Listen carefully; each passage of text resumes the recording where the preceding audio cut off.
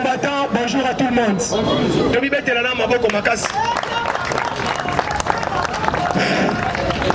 Ok, merci beaucoup. Tokutani na Tongo Lolo, na Parlement debout. Oyo, Yabiso, État de droit, Union sacrée. Parlement Oyo vibré. Parlement Oyo, de Boya Formol. Parlement Oyo, Diabo, et Zalarate, parce qu'il y a Diabo, ne Kozonge là. Parlement Oyo, il y a unité, il y a union. Oyo, Sangisaka, communicateur, Nyonso. Et ça, Parlement debout, État de droit, Union sacrée, tu me mets sous mon peu comme un casse.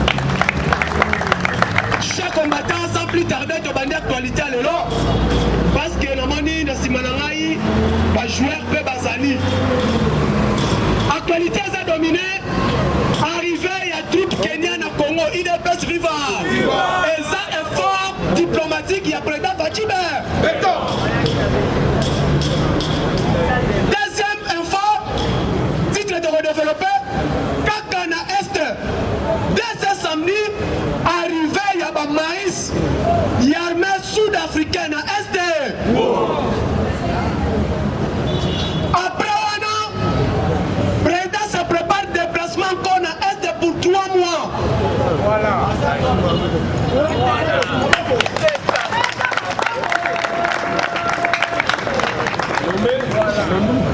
UDPS viva! UDPS viva! À part on a Tokolobela, situation est dominée par rapport à 100 jours et à gouvernement. Par réalisation, on fait ça. Parce que les gens ne comprennent pas au bazar le baquet. Bilan à Félix, il y a Ferti, parce qu'on a un politique. Mais ils ont réalisable et discutable. Le bilan est largement positif. Naebi Sabino Awa, balance économique y a Congo. Et si la cause la nation de activité. Bilan à Congo et la nation de passif. Mais aujourd'hui nous avons un solde actif avec une balance débitaire. Mais pas créditaire mais débitaire. Parce que Congo depuis Ezala Congo depuis 1966 c'est la toute première fois écriture comptable à Congo. Na CNSS, na 6 mois, va réaliser 113 millions de dollars américains. En 118 à Kabila, CNSS a réalisé 200 millions. Mais 6 mois à gouvernement Fati, CNSS a réalisé 113 millions de dollars. Avec l'appui à IGF. Pour ça son panis. Bilan et ça, positivité. Voilà, tu vas pas savoir dans le terme, quand il y a un économique. Parce que ceux qui m'attendent à 5 macroéconomiques, les vrais macroéconomiques, ils ont un parlement haut. Voilà, on appelle terme terre à terre. Mais donc, sur le plan réalisable, il y a un gouvernement de Kolobeliango. Pour comprendre que si Dieu a voulu que Fati ait ma candidat comme opposition à Genève, peut-être ceux qui ont qui candidat quand même, l'opposition à Genève, aujourd'hui l'UDPS a quand même un pouvoir. Mais grâce, il y a l'esprit supérieur, il y a le président Félix, avec l'appui de son père, avec le Saint-Esprit qui est pénétré à Fati, à Genève, il Fati comme candidat commun. Grâce avec le pouls supérieur, avec le Saint-Esprit, Fati maintenant a démontré ses capacités seules. Suite à ses capacités, aujourd'hui Fati est le président de la République. Parce que ceux qui ont un candidat à Genève, comme candidat commun, effort, il y a mais grâce à lui-même, effort il a dit avec l'UDPS, j'ai retiré ma signature. Donc le Saint-Esprit qui a pénétré au combat de l'UDPS.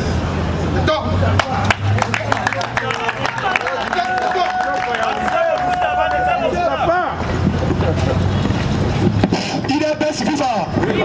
UDPS viva! Pour la compréhension, na Genève, favori Bahami Balé.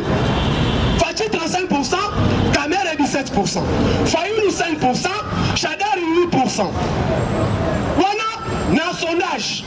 Mais à Genève, il y a eu des poids lourds, il y a eu INC et l'UDPS. Mais les favoris c'était qui? L'UDPS. Parce que Moutoutou Ebaki, avec l'UDPS au pouvoir, qu'on changeait. Mais l'UDPS était équipé à Genève par les multinationaux et quelques étrangers. Parce que pour démontrer que Katumbi n'a jamais été congolais. Donc, c'est lui qui était maître à Genève. Mais pendant qu'on s'en a mis, pendant qu'on l'a eu ma fouta, Balobi que Katumbi a voté Félix, Félix était mon choix. Non, Moutouali Bosso était la Fatine à Genève, c'était Katumbi. Parce que celui Katumbi était tellement quitté. Histoire à Genève, il n'a pas été maté, il n'a pas été en Afrique du Sud. Parce qu'il y a une réunion en Afrique du Sud pour la préparatoire. Balobi qu'il n'y aura pas une élection. Il n'y aura que consensus parce que Fati, l'UDPS, c'est le parti le plus puissant du Congo. Et où met l'opposition, et ça n'a pas si tout étendu du territoire national. On doit faire choix à Félix Tshisekedi parce que Azala mentor Nabiso, parce qu'il était déjà le poids éléphant de la politique à Congo, c'était l'UDPS. Mais qu'est-ce qui s'est passé? Même moi je l'ai dit, dans le Bayango, ceux qui battent une élection à Genève, Fati a combimaté parce que l'élection, et qu'on a dit de manière tribale. Kouilou, jamais pas voter Félix. Mais c'est tu vois combien de personnes à Kouilou? 3. Matungulu, Mouzito et Fayoulou. INC a se retrouvé Est Yemoko, Fatih Grand Kassai a se retrouvé Yemoko. Donc quelqu'un a dit une sauter à terre. Qui va passer? Mais qu'est-ce qui a fait que non pas voter? Et quel est l'esprit supérieur qui est entré à Félix? S'il n'est pas démocratique, Fatih a démontré le monde, c'est un démocrate. Alors la voix de la démocratie a sonné, le changement c'est Martin Fayou. Mais comme Fatih a lobby le changement, Ayoki Yango, les combattants de l'UDPS, dans qui comme Jacques, l'arrivée de Jésus, Saint-Esprit est gagné par les combattants de l'UDPS. Et l'esprit supérieur du maître, notre maître supérieur, s'est pénétré à Félix Tshisekedi. Le Saint-Esprit, c'était nous les combattants. Tolobi, Fatih, retire-toi de ces histoires. Allons-y, toi et nous, pour aller battre le candidat du FCC qui est Emmanuel Ramazan Chada, avec l'appui du Père, qui est Etienne Tshisekedi, et l'appui du Saint-Esprit, on est content qu'il y a combattant, et continue à Fatih, l'UDPS aujourd'hui est au bout. C'est ça maintenant les réalisations IDPS, c'est ça. Réalisation Moussala Félix, c'est ça l'école de l'IDPS. Tu vas comprendre, tu vas là-bas. IGF à Kangi Boy, IGF à Sali Boy. Ce n'est pas l'IGF, mais l'esprit supérieur est continue en cas de IGF. Parce que même IGF, par contre, on combat, par contre, on correct pour Yango. Mais aujourd'hui, nous avons une réalisation. CNSS, c'est la CNSS na Kabila. 18 ans. Recettes naturelles, recettes fictives, recettes palpables de la CNSS. 18 ans, 200 millions. 6 mois, 113 millions. 18 ans, il y a Kabila, Namwabi. 200 millions. 6 mois, 113 millions de dollars.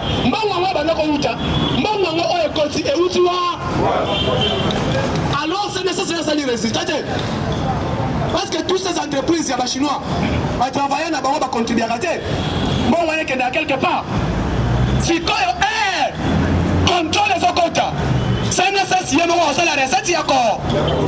On est là qui préambule, ce n'était que l'introduction. Pour continuer à développement. UDPS viva! UDPS viva! UDPS viva!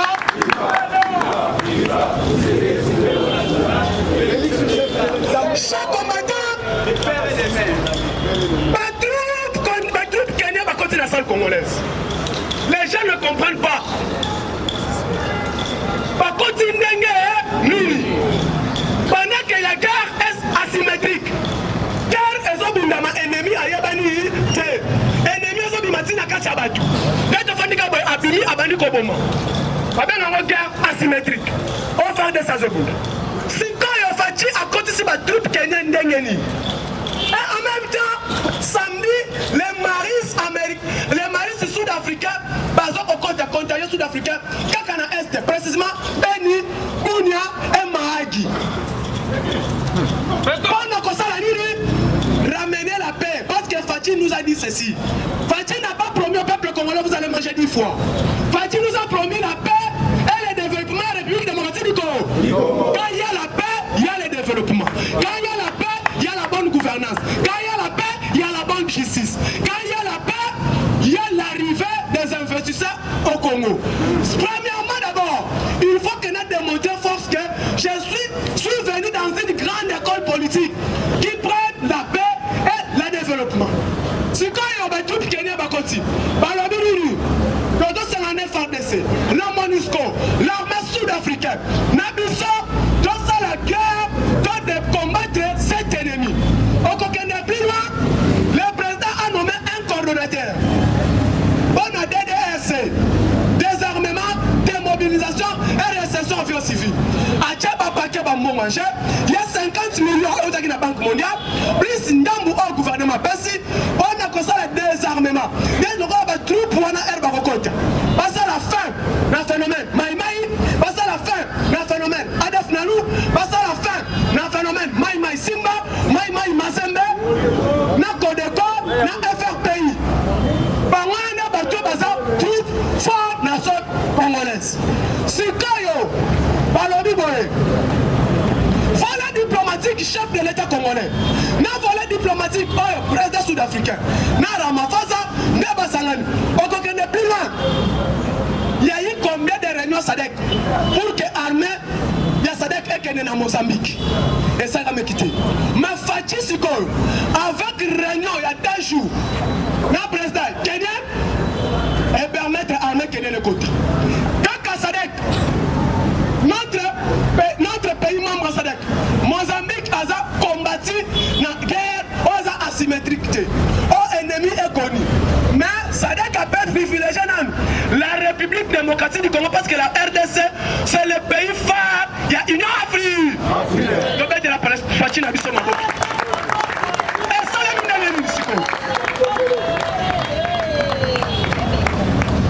les États-Unis, pour l'année calendrier président Joe Biden, a vu tourner en Afrique. En Afrique noire, ça va commencer par la République démocratique du Congo. Maladie Bosso. Alors, le père de perdra RDC depuis 95. Vous allez qui sous le contrôle, il y a RDC, il y a Afrique. Parce que vos pères partenaires privilégiés comme la RDC, vous allez perdre toute l'Afrique. Vous allez comprendre ce qui ont fait Mobutu être fort. C'était les États-Unis d'Amérique. Ce qui ont fait Mobutu être fort, ce n'était pas l'Union européenne. L'Union européenne, position de Bango et Banaka, l'Union européenne, les années du Chadal.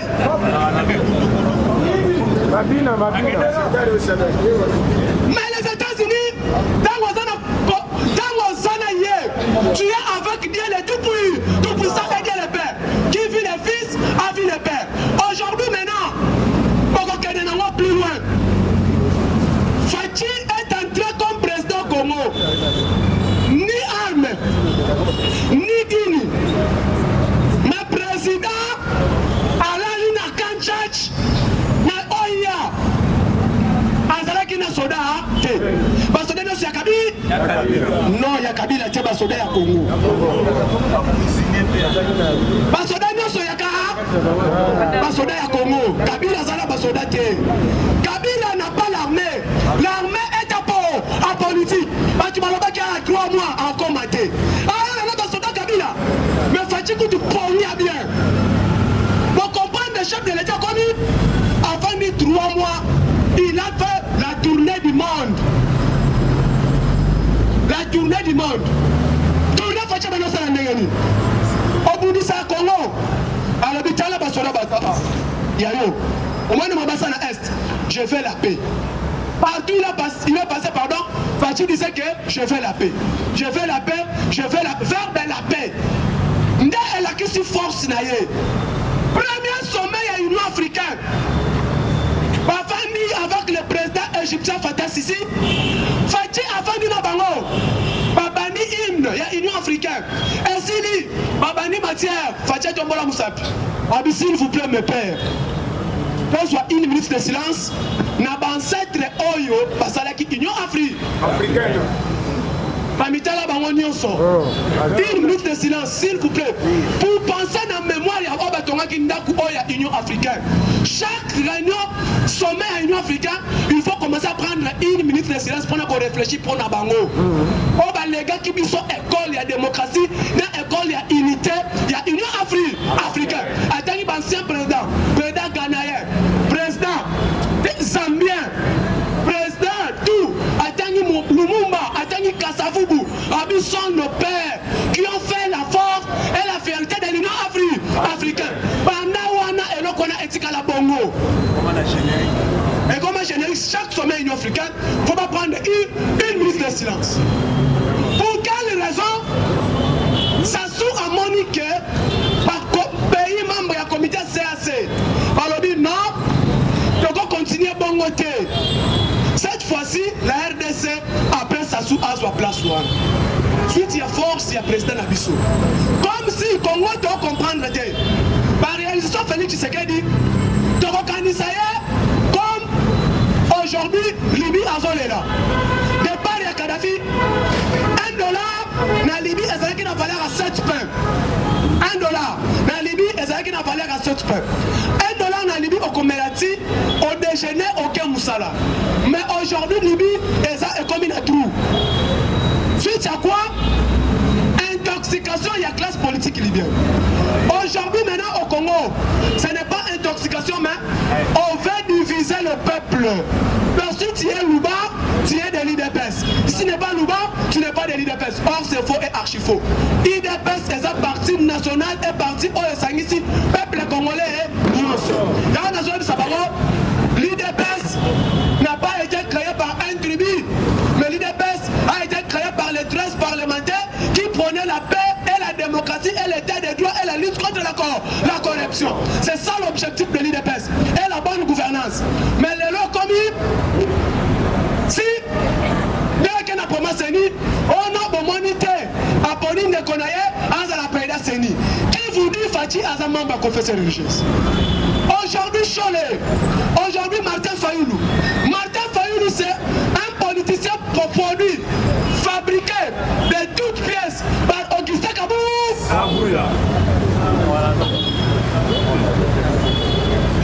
Par la politique, il y a Martin Fayoulou et comme bon Augustin Kabouya.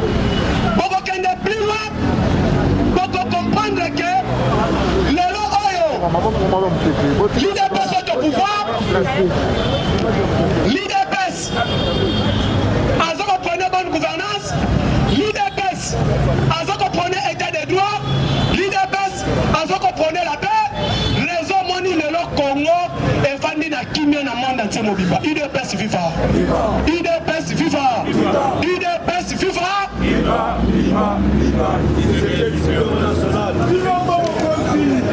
Tous ces politiciens que vous voyez au Congo, on va combattre l'IDPS, voyez bien que Fatih a fondation. Pour Namir et Mata, il faut qu'il y ait une bonne fondation. Fondation au Fatih Azocha. C'est lui qui viendra après Fatih à cause de la facilité à bonne gouverner. Ne Fatih Aloba Kiboy. Je suis venu au pouvoir. Pour deux missions. Mettre la fondation, mobiliser le pays, faire les réformes. Deuxième mandat, et cause de la mandat, il y a travail. N'est pas comment dire le premier mandat. Tozo Tchaka, Kokangaba Poche, Nyon Sotou. Pour comment on a un gouvernement sans tous les volets. Oh, bah, il va qu'il m'a l'état, Bakoyebana. Koyebana, Bakoyebana, donc on comprend ce que tel ministère est contre sa cotant.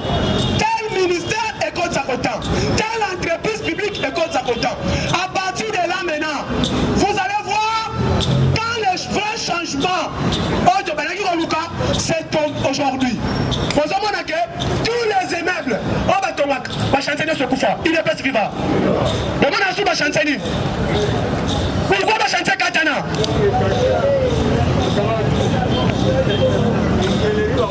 Car à Est, les élèves qui manquent, il y a un biomagère. Fatia dit, fini la récréation et fini la guerre à l'Est. Premier plan, et ça va. L'objet de la nuit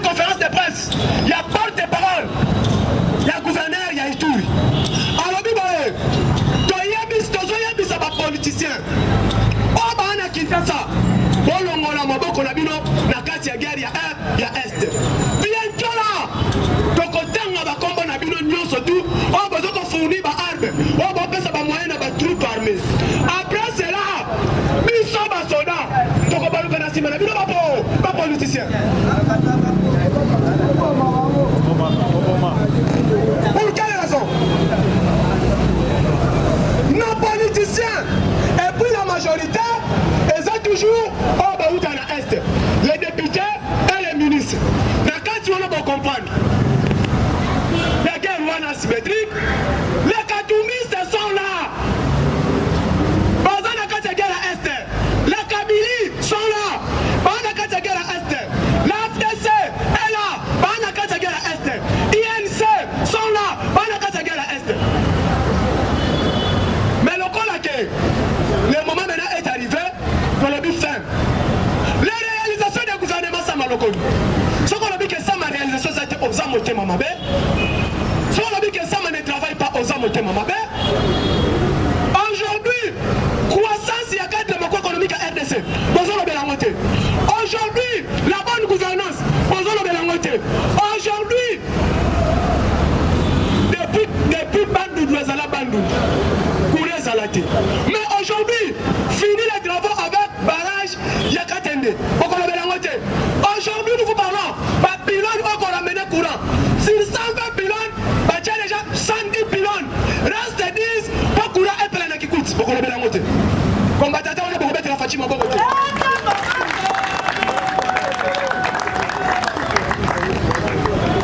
Aujourd'hui, Fachi a continué. La régie des eaux à Salaka, 30 000 mètres cubes. Aujourd'hui, la régie des eaux avec usine. Yalema, usine. Yalema Imbu. Aujourd'hui, Fachi a lancé 3e construction, une nouvelle centrale, nouvelle usine de traitement d'eau. Yamaloukou, pour permettre que problème à Maïna Congo na Kinshasa ou Bibesa la Nini et si là. On a réalisation. Réalisation. Mais pour l'union réalisation, on est à la négani. La gratuité de l'enseignement est à réalisation. Baisse des billets de prix, coût des billets d'avion est à réalisation. Chers combattants, tous les là-bas congolais, attendez, vous allez voir. Donc démontrer nous les vrais bilans Fatina 2023. Et c'est là où tout le monde va dire que merci à Fachi et merci à l'esprit supérieur. Chers combattants, merci beaucoup. Merci Nabalus pour soutenir par les mains de Métal et de Sacré. Merci Nabalus pour ça, les bandes d'Amboka. Merci Nabalus pour l'Inaka IDPS. Merci na secrétaire général à IDPS. Président AI. Oh, Asalaki que IDPS à côté de la pouvoir. Parce que c'est l'émission unique. Oh, Etienne Tshisekedi appelle ça qui Jamal. N'a nommé comme secrétaire général. Redynamiser le parti. Ramener l'IDPS au pouvoir. Et conserver ses pouvoirs. Comme tu es là. Comme les Rwanda. David, IDPS viva. Mon numéro plus de 143 89 86 52 097. Plus de 143 89 86 52 097. J'ai dit je vous remercie. Nathalie presse pas. Jeff, appelle si papa José. Comme ça.